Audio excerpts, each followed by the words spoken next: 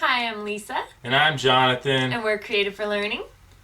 Today we're going to discuss ways to save time while handing back student papers. As if grading papers wasn't bad enough, handing them back can take up so much time. So let's talk about how to save time doing that.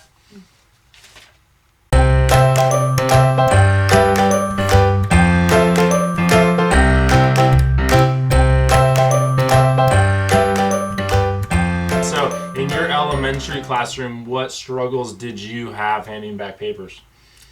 What struggles? How did you do it? Yeah, what was your process of figuring that out? There were a lot of papers because with elementary, there's a lot of times that you're doing more activities because they have a shorter attention span. So that's my guess. Shorter than middle school? That's In high school? Anyways, Maybe. but just there were more. It felt like there were more activities, and so there was just a lot of papers to hand back. And sometimes I would do the circular file for some of them that were ones that they didn't seem to have put as much effort into, and they were just kind of practice. If you missed our episode on the circular file, go down in the links and listen to what the circular file is and how it can save your life. Anyways, but the way that I found worked the best and saved the most time for me is I would do classroom numbers. So all the kids at the beginning of the year would get a classroom number, and I would do it based off their first name because I taught first and second grade.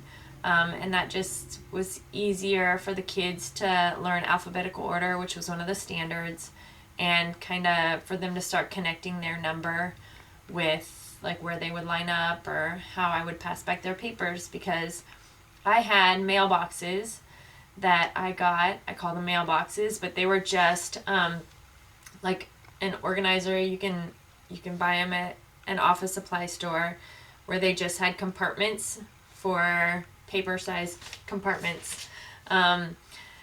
Oftentimes you can see them, people will put like their printer paper in it and things like that. It'll organize it. But I would just label them with the numbers 1 through 20 or 1 through 30, depending on how many students you have. I was lucky because I had 20 students in my class at the time. So I had it 1 to 20. And then that way I didn't need to relabel it during the years. I just had it 1 to 20. And then I did classroom jobs. Even though it was first and second grade, one of the classroom jobs was there were 2 people that were our mail deliverers. And I would just, when I corrected papers and they were done, I would put them in a box right next to the mailboxes. And then the last 20 minutes of school, when we were cleaning up and packing up and things like that, I would just say, okay, classroom jobs, once you've got your backpack, or once your desk is cleaned up, go do your classroom jobs. And they would start putting mail in the mailboxes. And they may not get through the whole box of like things to deliver, but they would get through a lot of it. And then there were some days when I didn't have things for them to return, either because I hadn't graded anything in the last few days. Which meant the other stack of grading got way bigger, right? That's how that went. Way bigger, but that was my reality. I think that's all of our realities. Are we trying to help? Well, anyways. And so they would just put them away. And I'd have like number 1 is Amber and number 2 is Billy, and like I'd have a list. I had quite a few lists with their names of the students and their classroom numbers so that the mail deliverer could look. But I tried to, in my routines and procedures at the beginning of the year, kind of drill into the kids that they all needed to write their name and their number at the top of their paper. So hopefully they had their name and their number, so it'd be really easy for the mail deliverers to just number 12, box 12, number 13, box 13, or sometimes they were in order, sometimes they weren't. It just depended on it. So basically I had 2 kids deliver the mail at the end of the day, and that's how I returned papers. And so they would get home. So did they have their number on their paper? Yeah. Like everybody put their number in the corner? Did they also put their name, or were all your students just a number? So, no. I just said I tried to drill in them at the beginning of the year, name and number at the top, and maybe date.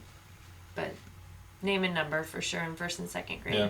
So I know some teachers at my middle school did their student numbers because our students had a 6-digit student number, and as silly as it sounded, like I didn't want to do that because I didn't want them to feel like a number. I don't know why. So but it added for anonymity. You could hand back papers and nobody would know whose paper was what because nobody has everybody else's student numbers memorized. So I guess in some ways that was a cool idea to hand them back with just a student number, because then, if they got a C, then they don't have to totally feel embarrassed because nobody else who saw the paper with the number on it necessarily knew it was theirs. But so here's my journey of trying to figure out how to hand back papers, because in middle school? In middle school, yeah. I love elementary school teachers, but this is really one of the only areas I was jealous of elementary school teachers, because I love my middle schoolers, was that you only had 20 students on like a year. Because with 7 of my classes a lot times... of them now have 30 even 30, like whatever. Like I had 7 classes, sometimes 6 times. At the beginning of the year, many of my classes would start out with 43 students, which probably sounds crazy to some of you out there. So 40, we'll go 40 because some would drop out and whatever, times 6 or 7, we're talking 250, 275 students. So having 30 to hand back papers for 275, 250 numbers of students, it got crazy. Like the sorting and the passing out and all of that was something that had to be figured out, because with all of the papers in an English classroom times 250, it easily takes up a giant chunk of my time if I'm not careful. So here are the different ways that I've tried out, and we'd love to hear the ways you've tried out and whether they worked or not, so we can all know not to try the ones that didn't work. But one I tried at the beginning, walking around the classroom to every student, which was great exercise, helped with classroom management, proximity, because every 30 seconds I'm by them and they got to be working. And then 3, it helped me to learn their names. Like personally, I'm handing it back to all of them. And so at the beginning of the year, it's not a bad strategy, like the first couple of assignments, to hand back personally, because it actually really did help me to learn their names and help them to, all that. But that's just untenable over the whole year. It just won't work at all. So then I tried some other ways. Sorting papers into a file folder. This was back when when I first started out teaching, I was at a smaller school and I only had about 90 students. So with 90 students, I could get 2 of those accordion files and do labels and put their names on each one in alphabetical order by class period. And then I could take the papers but then that required me to sort them alphabetically and all that time. Now these are all the ways that I tried. That took way too much time, and then with 250 students today, that would just be impossible. Not even, yeah. Then there was a few years I had a TA, and so that helped a lot. But I was still doing those file folders, and so they would sort them all for me. So it was them that did all the long, hard work, not me. And that actually worked pretty good, but I didn't have TAs the last 8 years, and I don't know how many of you have TAs. But if you do, maybe that helps your life. It doesn't help my life today. So, and then I also tried, just when I was tired of sorting them, I would grade the 4 assignments, and sure, they were in a giant stack and they were sorted by assignment, right? Like 1, 2, 3, 4, and I would just pass the stack around the room. And make sure you get your paper out of each of the 4 sections. I don't know if you've tried that. That sounds crazy. Like when student number 7 drops the whole stack, it's a nightmare. So I do not recommend that way. Maybe with 1 assignment you could get away with it, but then it's just disruptive to every single student as they have to look through and find. And sure, it gets easier toward the end. Like the person at the end gets their 1 paper and that's it. And they're seeing everyone else's everyone else's grades, and that's not privacy. So yeah, that wasn't a bad one. So I had to find a way that worked. This was the way that worked for me the most efficient, and so I'll share it with you. My classroom had 6 rows, and they went back and they were 6 or 7 chairs deep. Because I had 40-something students. And so instead of walking around the room, I would, when I finished grading the papers, so I got the whole stack of graded papers by class period in my mail bins, right? And so I'd take out first period, before school, and I would sort them into 6 rows on my desk, right? So in little piles, I'd sort them into 6 rows. And then I could sort 6 or 7 assignments, or however many I had, 2, 3, it's really endless, and I just sort them into the 6 different rows, and then I would take those 6 rows and I would just sort them on top of each other, like rotate them 90 degrees, and then I've got the whole stack of papers for that class by left to right by my rows, and then I would, binder clip it, stick it back in period 1, and then sort period 2, and do the same exact thing, stick it back into period 2 bin, and then before period 1 came into class, I'd take those papers, walk over to that row, and go plop, plop, plop, plop, plop. And then they're not sorting through the whole class of papers. They're only sorting through their row. And typically, because they pass them, the way I would collect papers is they would pass them up to the front.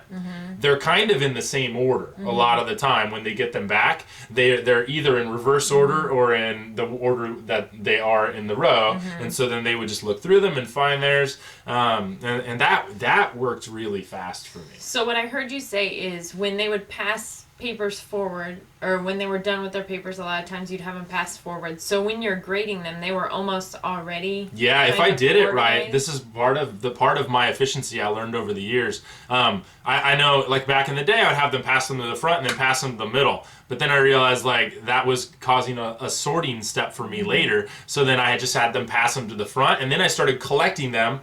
And then I would even collect them and rotate them the 90 degrees when I collected them, and then binder clip it right there, and it's already sorted to be handed back to them. And so if I just keep it sorted like that, then I get to cut out the whole sorting step, right? But when I messed that up, or when I would say, hey, on your way out the door, stick it in the bin over there, oh man, I had to like learn not to do that one, because then it adds all of that work of me sorting out the paper so I can hand them back. So a lot of the work for handing back papers can be saved on the front end if you're smart in the way you collect it. And that's one of the big lessons that I learned with 250 plus students. And so the tough part though was the no name papers. I don't know if you ever you get those with the no number, no name? How did you do that with elementary? All the time. It would depend on what it was. A lot of times I actually would do like you were talking about, it depends on how you gather the papers. Oftentimes there was Rick Morris, classroom management guy. I heard actually that he's stopping doing his conferences, but anyways, I used an idea that he did where he would have a tally sheet with the class numbers, and when they would turn in their papers, they would mark off their number, so they would just do like a slashy through it. So the student would, or the teacher? The student. Okay. So there would be, like I do each day, I'd have, here's the math bin, here's the language arts bin, put your paper in there, and they could cross it off.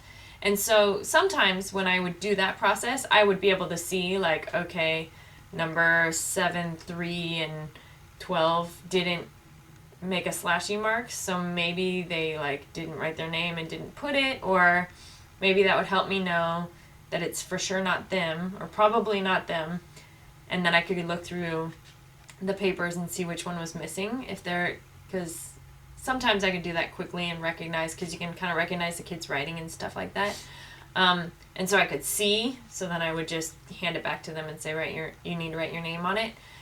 If I just was trying to go super fast and I couldn't take that time to do that, I had a magnet on my whiteboard that said no name papers, and I would just magnet the papers up there if it seemed like something that they would care about. I noticed a lot of times they wouldn't go up and look.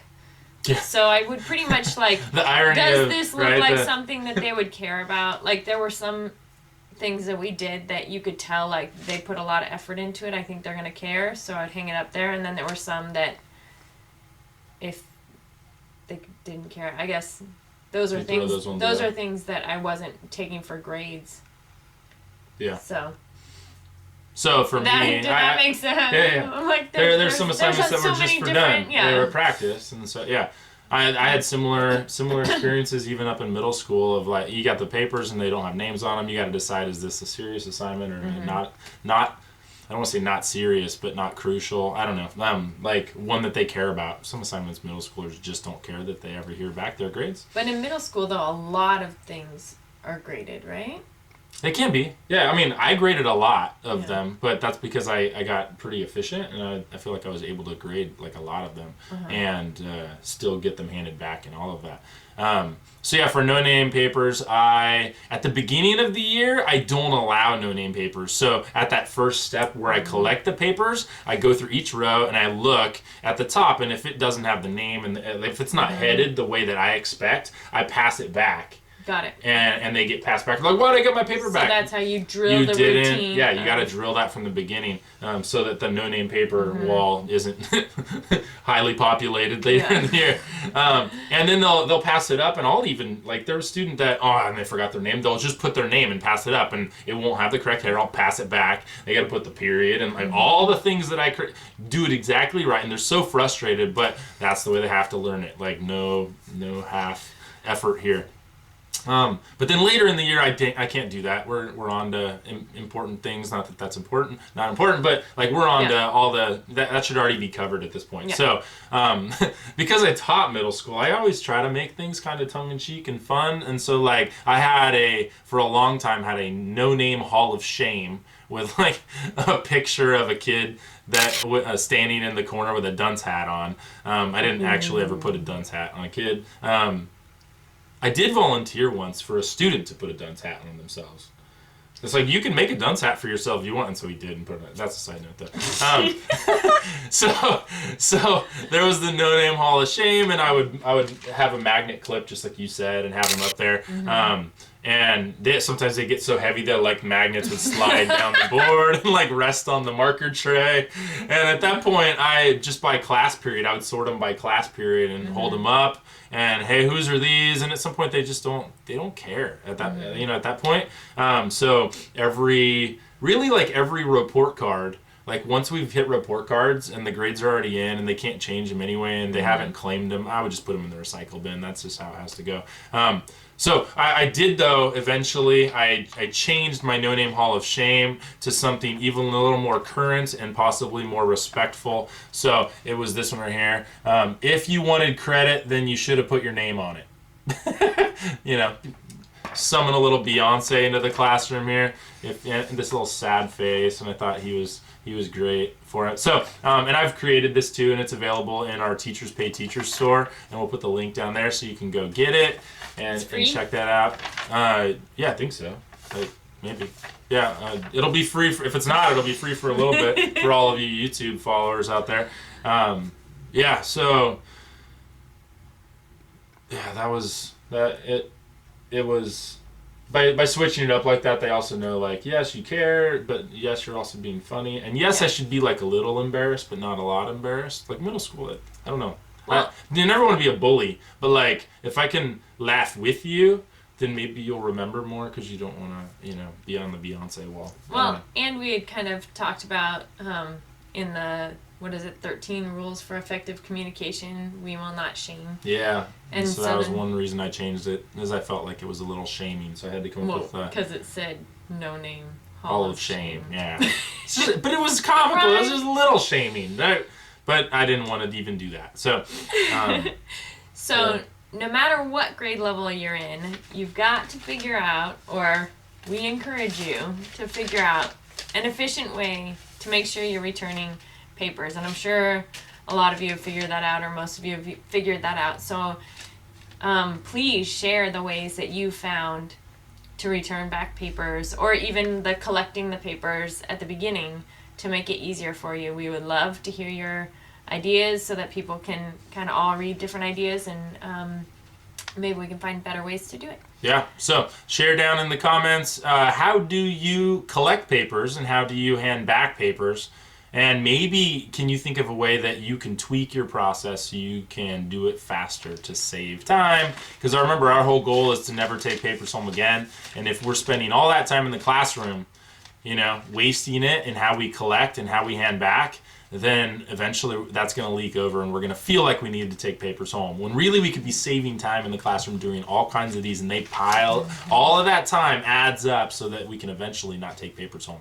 And that's our goal. So keep put those comments down there and keep being awesome. Oh.